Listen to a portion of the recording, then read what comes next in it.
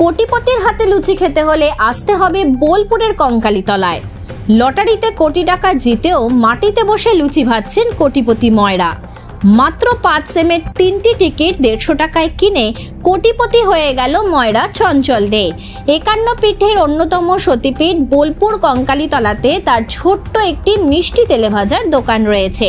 আগত পর্যটকেরা স্থানীয় দোকানের নতুন নাম দিয়েছে কোটিপতির মিষ্টির দোকান।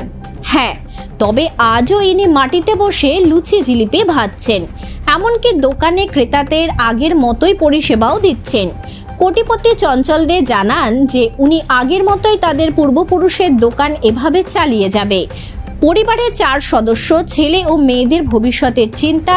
তার মেয়ে এই মুহূর্তে MA করছে। তার একটা বাড়ি করার ইচ্ছা আমরহরা গ্রামে। দোকানে খেতে আসা আমজনতা বলছেন এটা সুখবর তো অবশ্যই, মা কঙ্কালের কৃপায় হয়েছে সবকিছু। এই টাকা কি করবেন আর এভাবেই কি মিষ্টি দোকান চালাবেন? হ্যাঁ, চালাবো। এই কোটি টাকা পেয়ে আপনি কি করতে চাইছেন? এই টাকা পেয়ে ধরুন আমি বাড়ি করব, তার ভবিষ্যতে ছেলে পিলে আছে, তার জন্য দেখতে হবে আমাকে। কোটিপতি ময়রা এখন সেই নামেই পরিচিত হয়েছে কঙ্কালীতলা জুড়ে। আপনার নাম কি ভাবছি বলবেন? আপনাকে কোটিপতি হয়ে গেছেন, এই মুহূর্তে দেখাও যাচ্ছে যে জিলাপিও ভাজছেন, লুচিও ভাজছেন। হ্যাঁ, ভাজছি সবই। এটাই আপনি এইটাই চালিয়ে যাবো,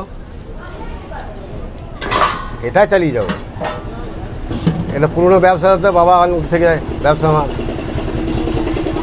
আর এই কঙ্কালীতলা আদি ব্যবসা হচ্ছে আমার বাবার, কোনো ব্যবসা না। আজ 50 বছর ব্যবসা হচ্ছে আমাদের।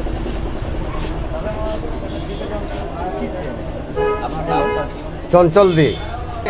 এই যে একজন ময়রা কোটিপতি হয়েছে এবং কিভাবে হলো পারে কি জানেন আপনি? উনি আমার কাছে কালকে 150 টাকা দিয়ে একটা 5 সেমের বই নিয়েছিলেন। মর্নিংয়ের 5 সেমের পাতা, গোটা পাতা নিয়েছিলেন। ওদের থেকে আমার কাছে 1 কোটি টাকা পেয়েছেন। আসলে আপনি সেলার? আমি সেলার। আমার কাস্টমার 12 মাস কাস্টমারও প্রত্যেক দিনকার জন্য আমার কাছে টিকিট নেয়। কালকে 150 টাকা টিকিট নিয়েছিল। এটাকে আপনি এভাবে কীভাবে প্রচার করছেন বা কী বলছেন, কীভাবে দেখছেন?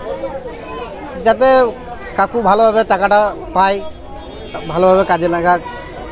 টিকিটের নাম্বার মনে আছে? হ্যাঁ, 90K 54978 নাম্বারটা। আপনিও খুশি? আমি খুব খুশি যে আমার 12 বছর কাজটাও খুব পেয়েছে লটারি, গরিব মানুষ। ঠিক আছে, আমি খুব খুশি। আপনার নাম ও পরিচয়? আমার নাম মহেন্দ্র দাস, আমার বাড়ি হচ্ছে বেলগ্রাম, থানা নানুর, জেলা বীরভূম। হয়ে যাবো।